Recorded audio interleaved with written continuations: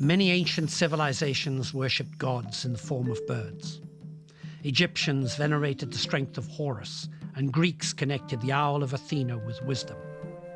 The son of Ra came in the form of a duck, while numbers and magic were the domain of ibis-headed Thoth. Ancient Greeks told the story of Daedalus and Icarus, using the powers of flight as a metaphor for challenging humanity's limitations. Winged Nike was the goddess of speed, of strength, and victory, while Romans regarded the messenger Mercury as the inventor of all the arts. Today, we need to continue to embrace birds as an integral part of our world. East Africa alone has more than 1,300 bird species, each with its own story to tell. Through Todd Gustafson's lens and To the Ends of the Earth series, we have an unparalleled eye-level photographer's view of avian species with whom we share our delicate planet.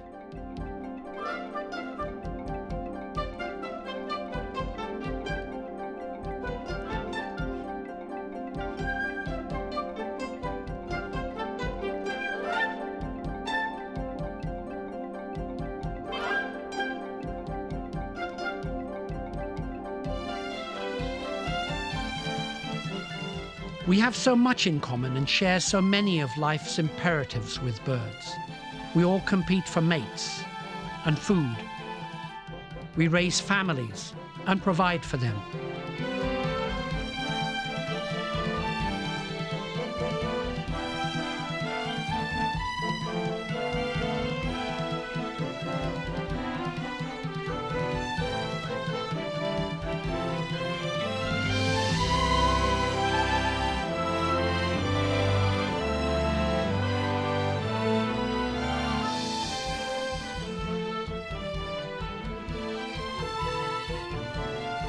Some things we do for the sheer joy of it.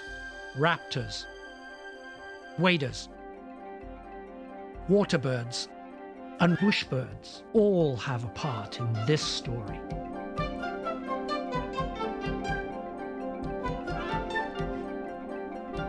Sharing the diversity and beauty of East African birds and focusing attention on the need for conservation-based coexistence goes hand in hand with creating a better way forward for humanity and the rest of the natural world.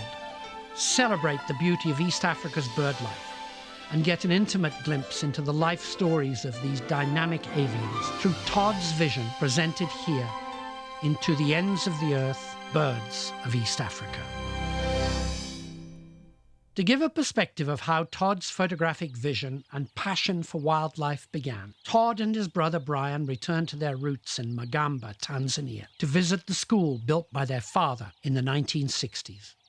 I'm going to go back to 1962 when Dad, as a 40-year-old with a family of 3 kids, somebody asked him to come and build a school in Tanzania, and he said, yeah, but building the school and being the headmaster, and being a biology, zoology teacher. Exactly. And raising a family.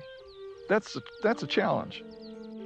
I think right here is where I got my first love of nature. Growing up in the Usambara Mountains at 7,000 feet, and as a small child, having this as my backyard. Mom and Dad were doing their thing, running the school, keeping house, and I could explore this beautiful rainforest. Inside it were colobus monkeys, chameleons, clouds of butterflies. It was an amazing place to be. Dad was the headmaster here, so when people came through looking for specific bird species, he would know where to find them. They'd come through and they would say, we need to find the Usambara scops owl, or we need the Usambara golden weaver, or where's the special, only in this area, 2-horned chameleon? And he knew where to get them, so he would send them on their way, but now I know where to find them. How does a successful wildlife photographer make the choices of which species to shoot, which subjects to stop for, and which to pass by?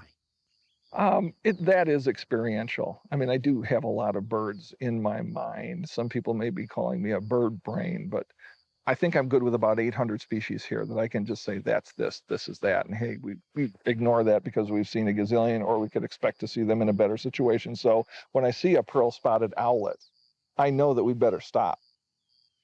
It's uncommon. It's beautiful.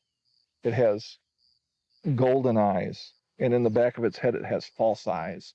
It's just an interesting bird, as are many of them. So I know which ones I want to go for and which ones to kind of pass on. Each park is going to have its specialties. When you're looking at a park like Samburu in Kenya, you know you're going to have red-billed, yellow-billed, gray hornbills. You're going to find those and you're going to know their habits and their habitats. And you can drive by 50 of them because they're rooting around on the ground or they're buried in the trees. But I know in the afternoon they're going to pop up, some of them on a dead branch, and look around and maybe call a little bit. So that's when I start looking for hornbills.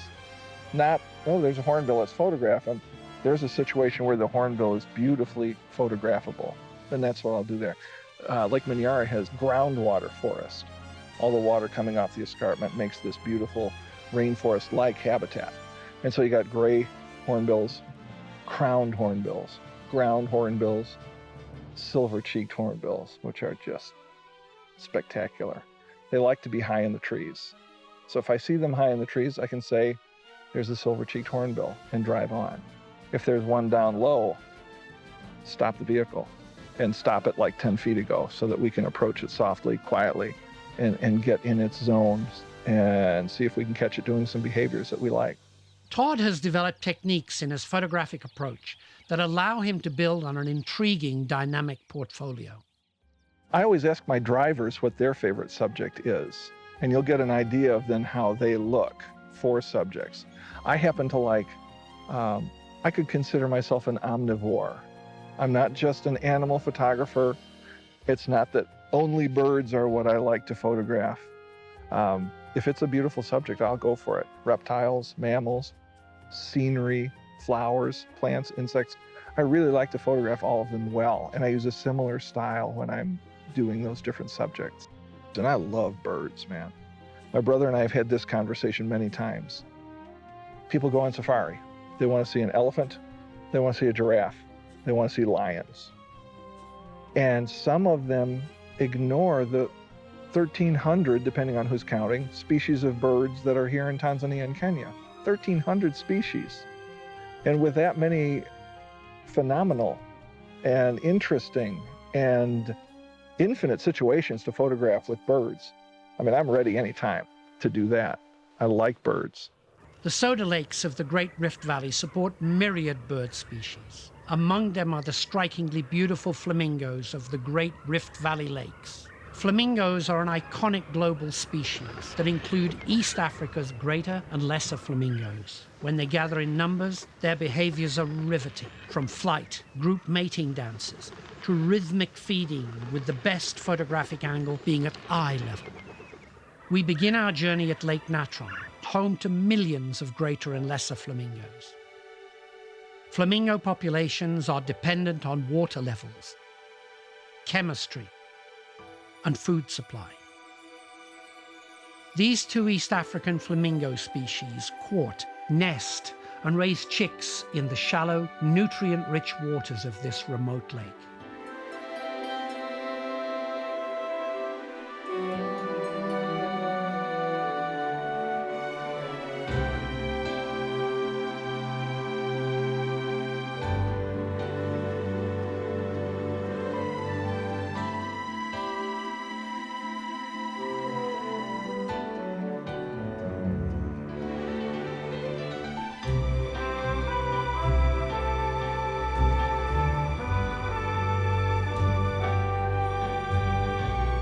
The pink and reddish colors of a flamingo's feathers come from eating pigments found in algae and invertebrates.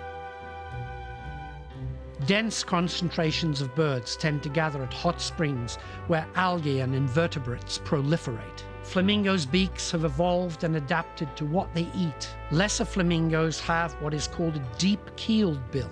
They mostly eat algae.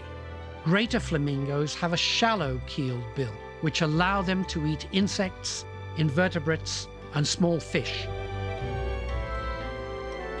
Watch them feed. They stir up the bottom of the lake with their feet and dip their beaks into the mud and water to catch their meal.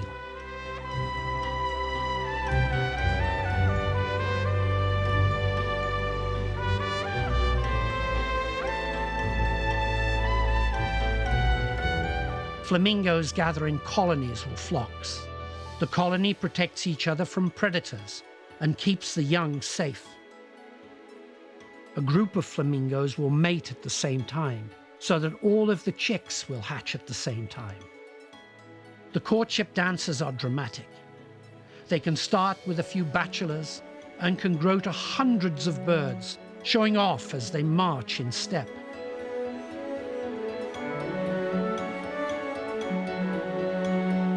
Flamingos are monogamous. Once they mate, they tend to stay with that mate. The little grey chicks get their colours as they eat more and more krill and algae. The beauty of these elegant birds is multifaceted. Individually, their shape, feather textures, brilliant colours and gait are intriguing. In pairs and groups, their coordinated movements are reminiscent of a ballet.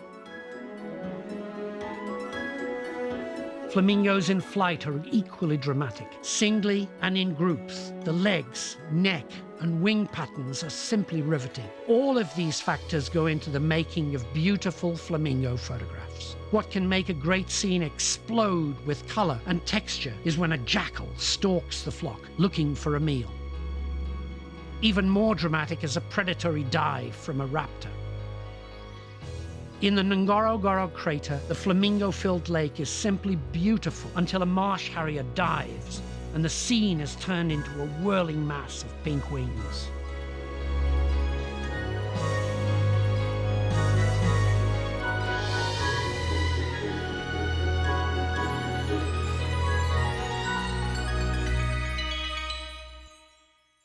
Of all the dynamic traits that birds possess, the one most universally envied is flight.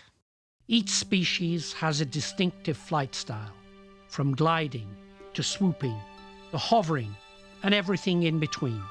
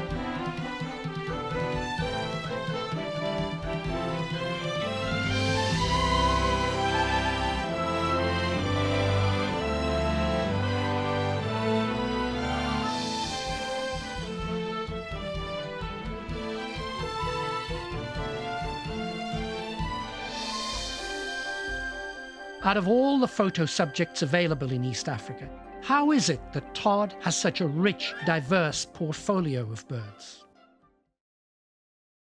Birds are flitty, and what's difficult is when I was hiking last week along a stream, and there's an uncommon bird and tough to photograph. It's the African black duck.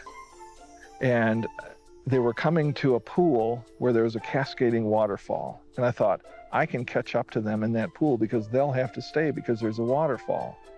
They got to the waterfall and they flew off, and I never saw them again. I forgot they can fly. So they can go from here to there in a heartbeat. But if you can establish some pattern of their habits, there's a giant kingfisher down in Lake Minyara that I know where he lives. I know where he likes to hunt. Every time I pass by that point, there's rocks and some green and some pools and some water. Then there's some trees that have nice limbs over the water, and he likes to hang out there. So if he's there, I'm ready.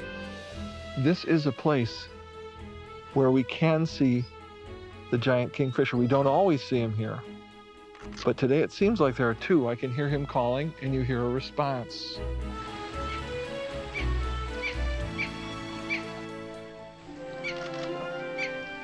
That was a nice turn of the head there. So at this point, we've positioned ourselves so that we're looking at the background. With the bird in it, he's in a bad angle and a position, but if he reshifts, we'll have a great background and a great subject. That is it. Oh, come on, right here, right here. He's on a new perch, single branch, and there's nothing behind him. Yeah.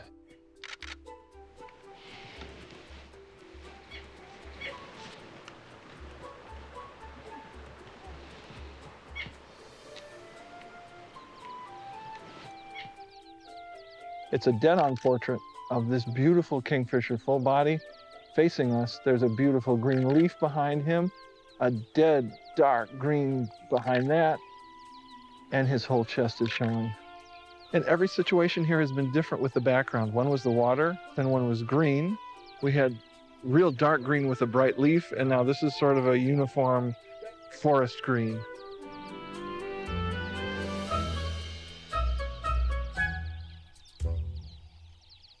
That's a fat cat. Our first clue that there was a kill here was the number of hyenas that were in the long grass looking this way. I can hear hippos in the river, the Grumeti River. This is a hippo carcass here that's been killed by, it looked like 5 or 6 lions of the Grumeti pride. I've never seen a hippo kill, and you can only imagine the battle this must have been last night, where you have this massive hippo with the flashing teeth and 5 or 6 powerful lions, maybe a kilometer from the river. I can't even imagine. Right now we've got jackals doing their scavenging. That's a lot of meat for that little jackal.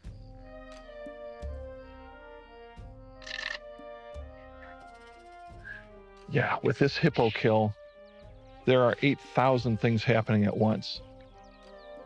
We've got all the vultures are coming in. We've got the Griffin's vulture, we've got hooded vultures, we've got white-backed vultures.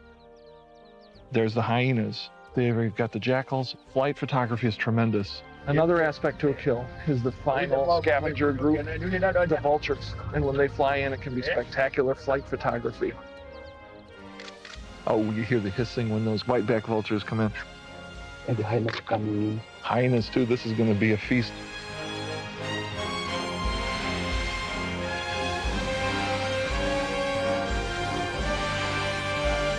Left. Now you can get the flight line. Here they come. There's just squadrons coming in. This is amazing, amazing. Oh, this is just great. With the wind angle, with the light, it's a great coordination for our photography.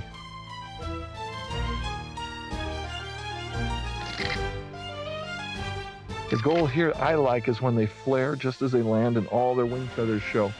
Landing gear down.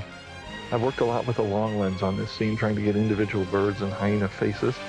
But to capture this scene as a full kill, I'm using a wider 80 to 200 millimeter lens. The wings are flapping. There's a tree in the left corner, a termite hill in the bottom. That's a well-organized kill. The obvious shot here is a pile of feathers. But what are you going to make of that? Sometimes one vulture will come up and be the king. Sometimes the hyena, oh look at that, vultures are just on top of each other. They're standing on each other. Oh, then when you get a hyena sticking its head up, taking ownership. This is how different things can be in the matter of an hour. This morning we had a hippo kill, and I mentioned at that point, this is an organized kill. It looks photographically elegant and a lot of action. Now, it's broken up. There are 3 parts of this hippo left over, and there's just scads of vultures everywhere. From that mess of birds and scavengers, I'm hoping for maybe 3 shots. I took a lot of shots, but I want wings that are well organized in some form around one of the hyena faces as a rock. I have a panoramic view that I did of the whole thing, and then some of the flight, all these vultures coming in spectacular light. It should be a nice thing for maybe 3 shots. Bee ears are well-defined, sharp, colorful. When they fly, their wings just go like this. And they always come back to the same perch. And as always, they often come back to the same perch. So you can be prepared when they fly off that they're going to come back here.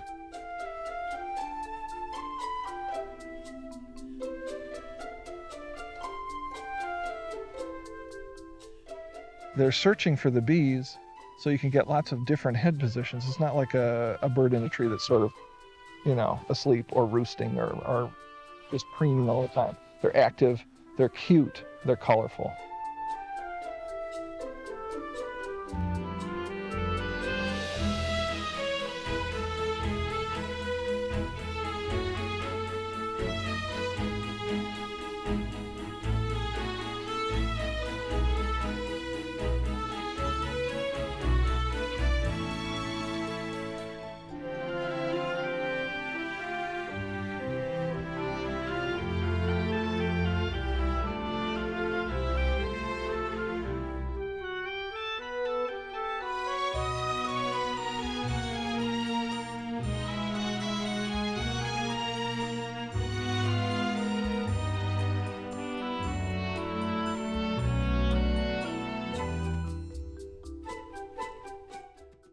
Oxpeckers are the quintessential cleanup bird. Their symbiotic relationship features a host animal who provides the oxpecker with parasitic insects to eat.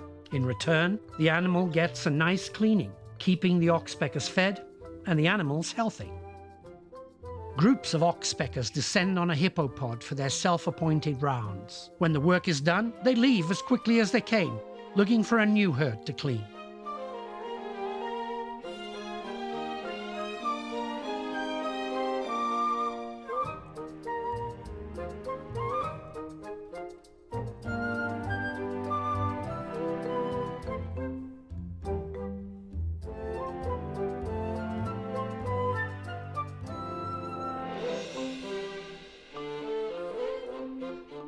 Oxpeckers aren't the only birds who provide this service.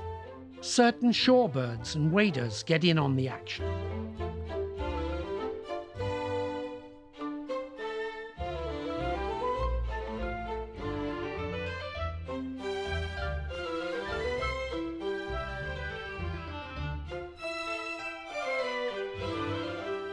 It's common to see wattled starlings descend on a zebra herd for a meal and a free ride.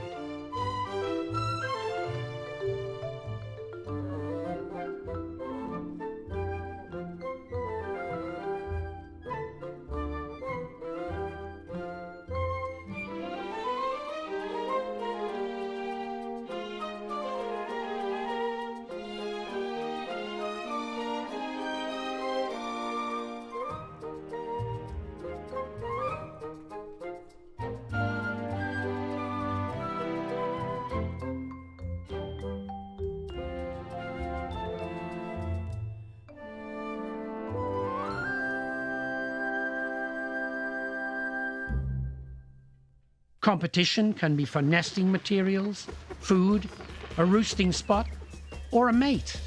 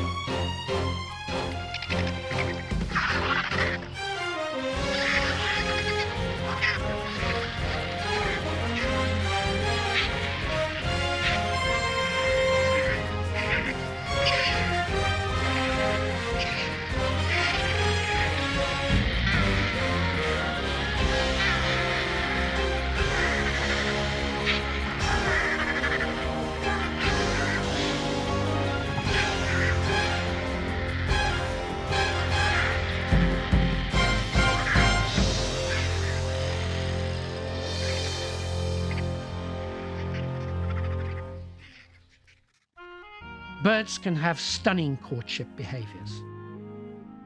African crowned cranes perform a nuptial dance to attract a mate who they stay with for life. In pairs and large groups, they call to strengthen their bond and stay in contact with each other.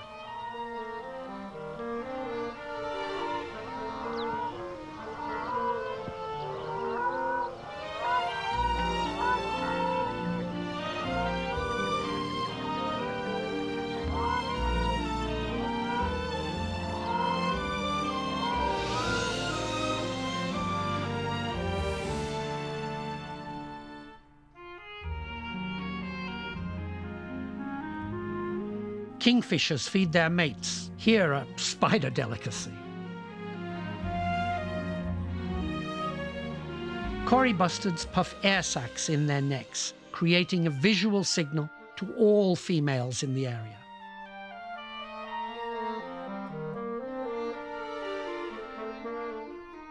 They use the air sacs to emit a low-frequency mating call that can be heard for miles.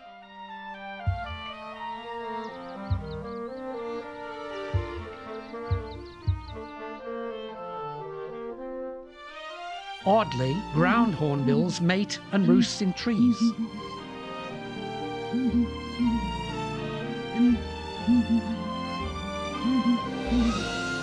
While flightless ostrich mate on the ground.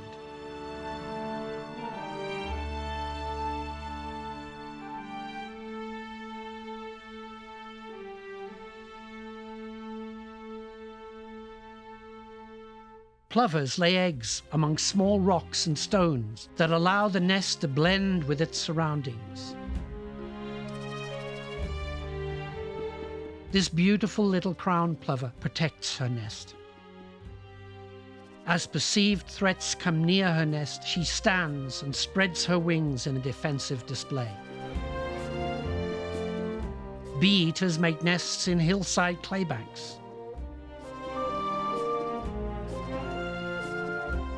Male ostriches incubate as many as 20 huge eggs in a communal nest, scraped and nestled into the soft earth.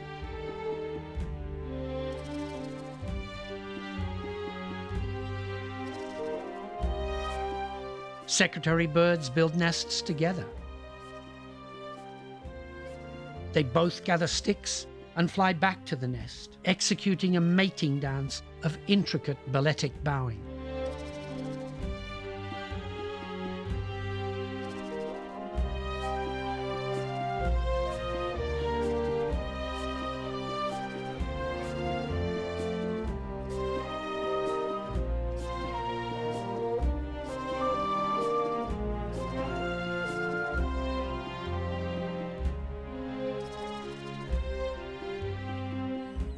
Northern masked weavers build their nests in raucous colonies following the short rains.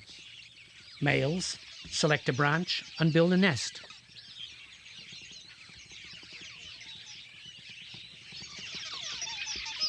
When the job is done, they signal females by grooming and wing vibration.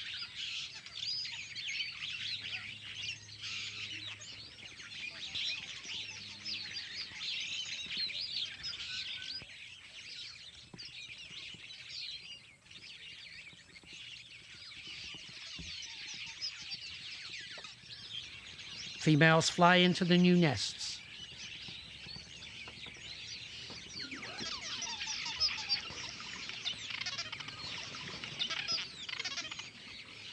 If the nest fails this inspection, the male either redecorates or starts a new one.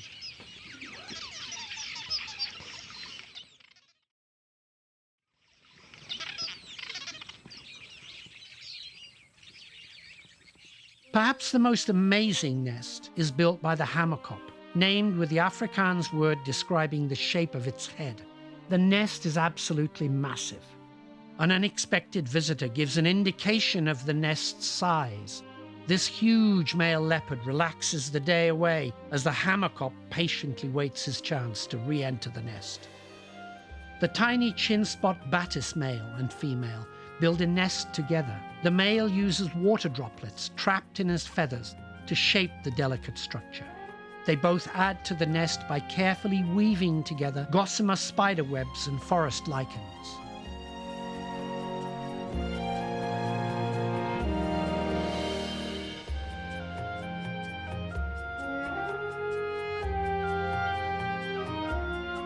What is it that could possibly make the impressive hammercop's nest, the intricate weaver bird's nest, or your house, or my house, more important to us than the tiny, carefully constructed bowl of gossamer and lichens are to the chin spot batis?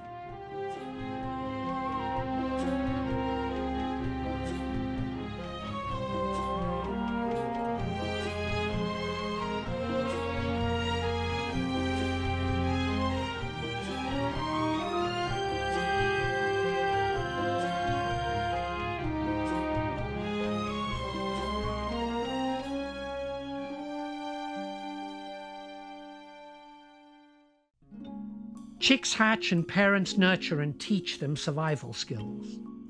Egyptian geese stay in tight formation as they swim and feed.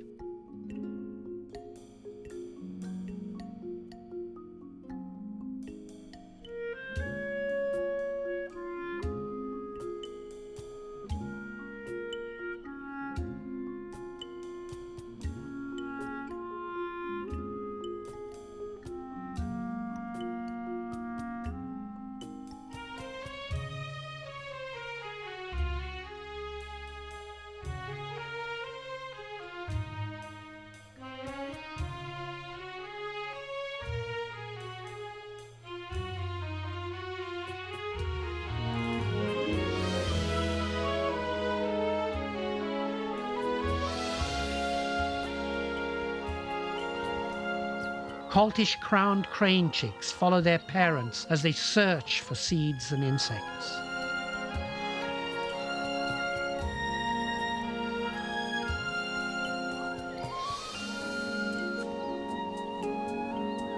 The chick feeds on plants near the ground as the adult browses at head height.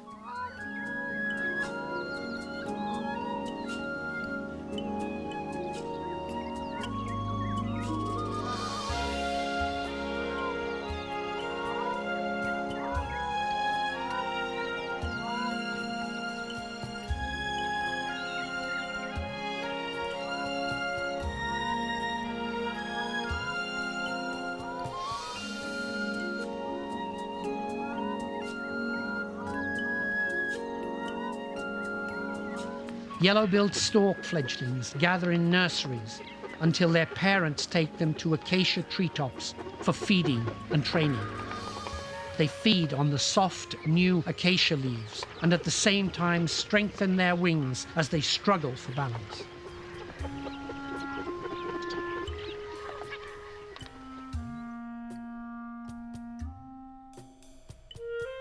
A community ostrich nest hatches and joins another set of hatchlings to form a nursery watched over by several adults.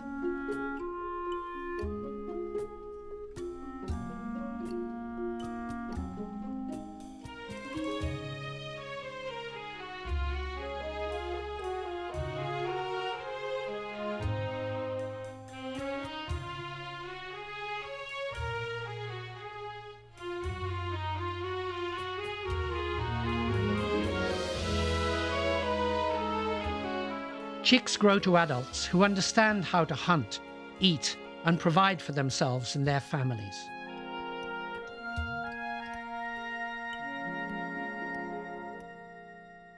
They were doing Maasai burning. They were burning all the grass. And the bee eaters were staying right ahead of the fire because all the insects are staying ahead of the fire as well. There were thousands of bee eaters, and there were thousands of lilac-breasted rollers. And you can chase lilac-breasted rollers around and try and photograph them, or you can find one on the perch that you like. In this case, we went to the edge of the fire, and there were 1,000 lilac-breasted rollers. They were diving and, just swirling through the smoke and grabbing these grasshoppers and little creepy crawly things, and then they'd pop up on a branch and then pound them and then eat them. All we had to do was find the good perches. The birds came to us, and it was really quite spectacular.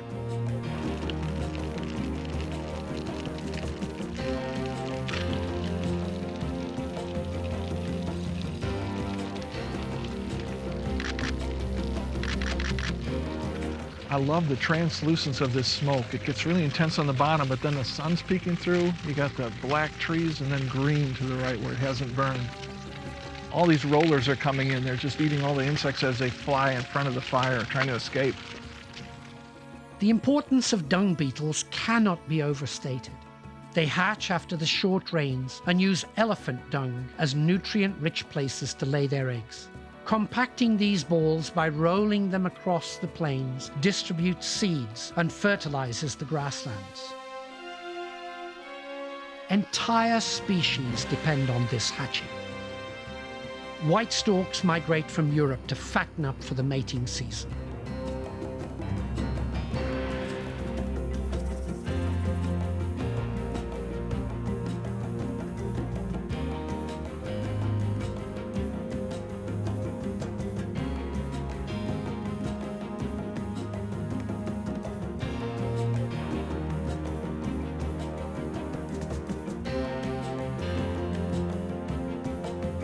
Lilac-breasted rollers, Eurasian rollers, and cory bustards all thrive during this season.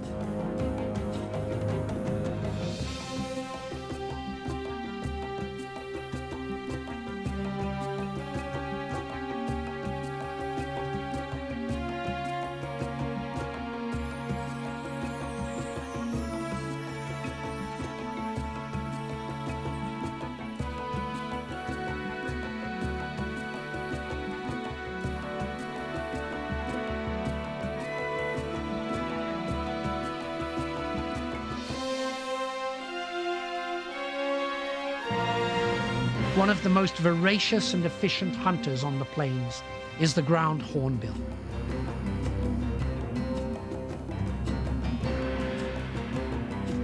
Families hunt in groups and will eat dung beetles, frogs, mice, crabs, or anything else that comes along.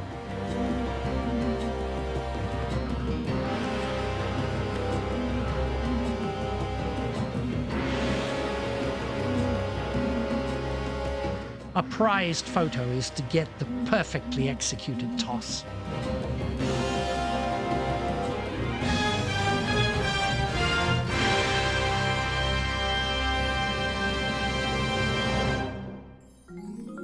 Waterbirds and waders spend their time in shallow waters, probing, prodding, and filtering for aquatic plants and insects.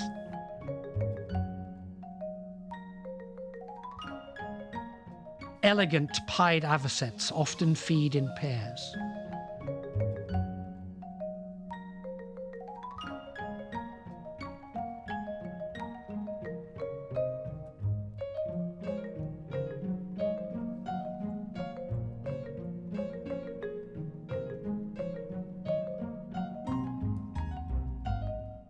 Shovelers filter water through their wide bills.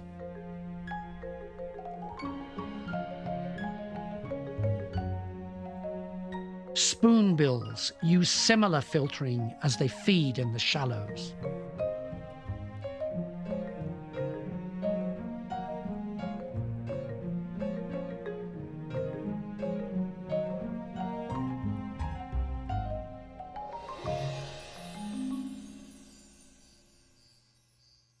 Pelicans patrol the waters using their unique pouched bills to scoop up fish.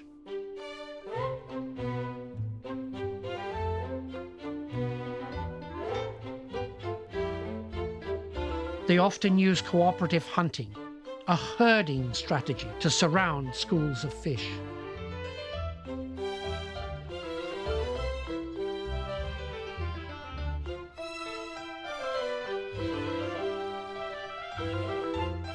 Egrets, herons, and these yellow-billed storks patrol reed-fringed shallows and Nile cabbage-choked lagoons for fish, insects, and frogs.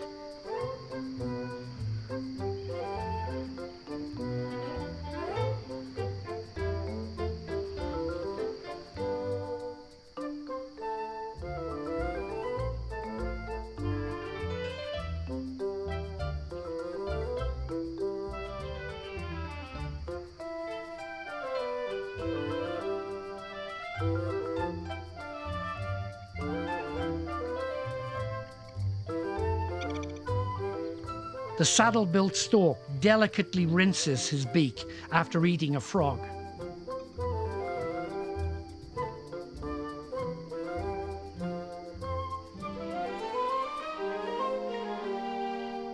Another interesting shot is one of a yellow-billed stork drinking.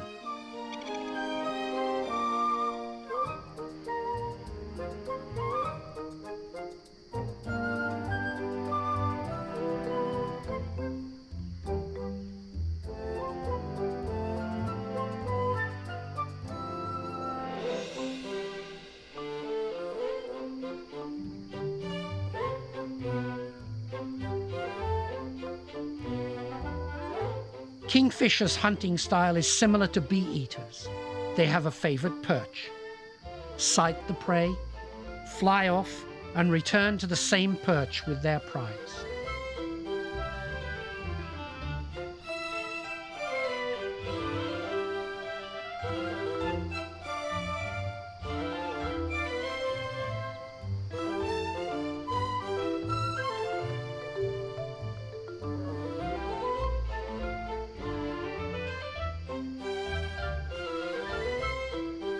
This malachite kingfisher isn't certain he likes the texture of the spider he just ate.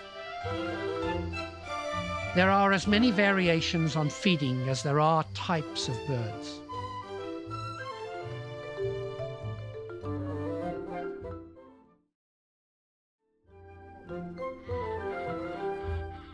Seed and fruit eaters browse areas where the food is ripe.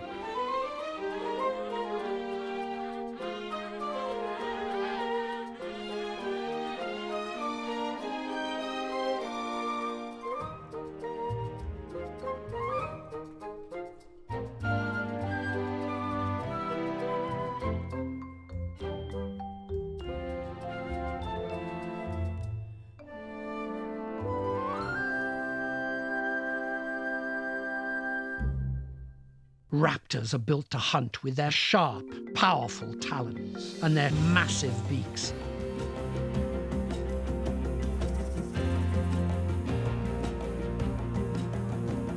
Owls hunt mice, voles, and other small mammals, keeping their populations in check.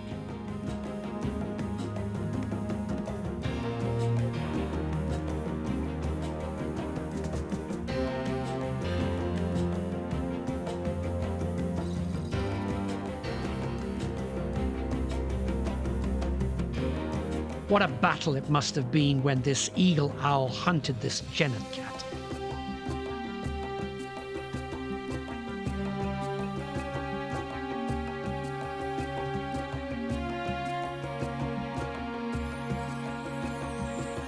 Secretary birds patrol the grasslands in constant search of snakes, rodents, and insects.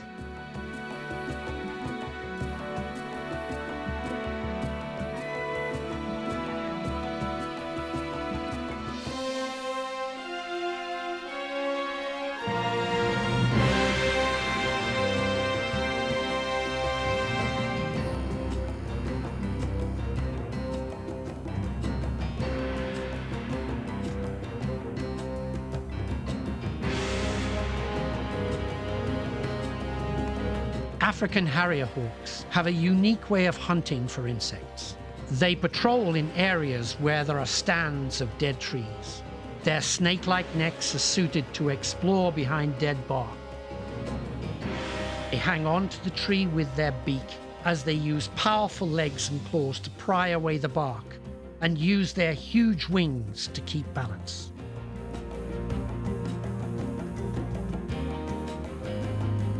Tawny eagles and steppe eagles look similar, but the larger steppe eagle weighs in at just under 11 pounds.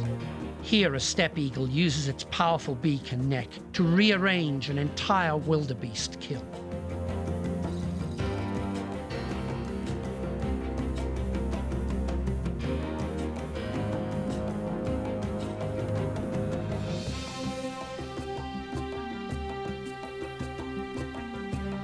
What are the factors that go into the making of dynamic storytelling bird images?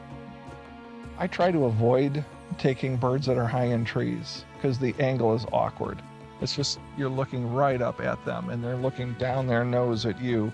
So I prefer when I see a raptor at eye level, I just, I grab the driver and sort of, signal that we need to stop without screaming because you don't want to scare the bird.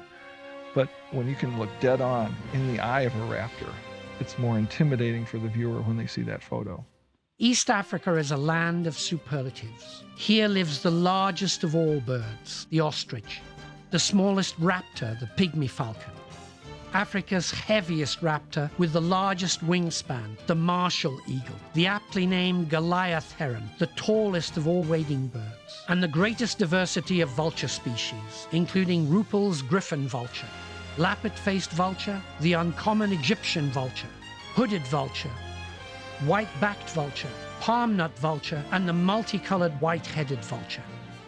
People say the lilac-breasted roller is the most beautiful bird. So, statistically, there must be a most beautiful roller, whether it's breeding plumage, just after a rain, the perch, or the quality of light.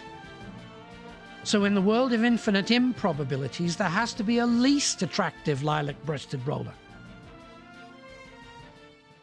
Here is our chance to have a bird's eye view and the opportunity to enjoy some of the birds of East Africa's most dynamic behaviors.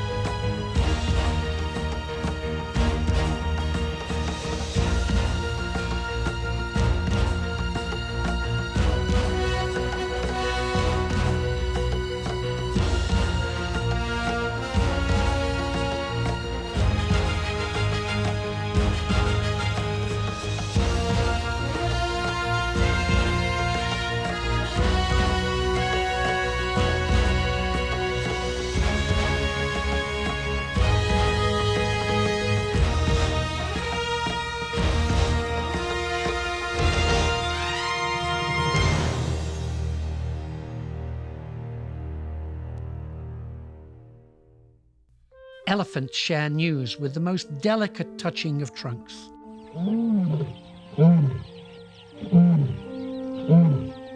A lioness calls for her cubs.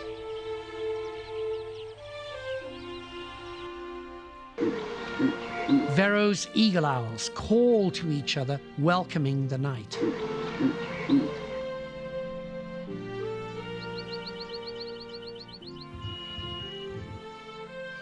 A rose-breasted longclaw and capped larks sing to welcome in the new day.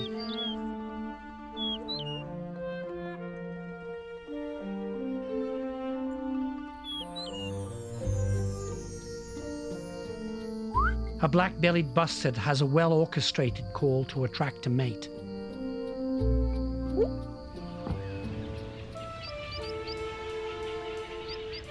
the diminutive three-banded plover calls to its mate. There's no doubt why it's called the Hadada ibis.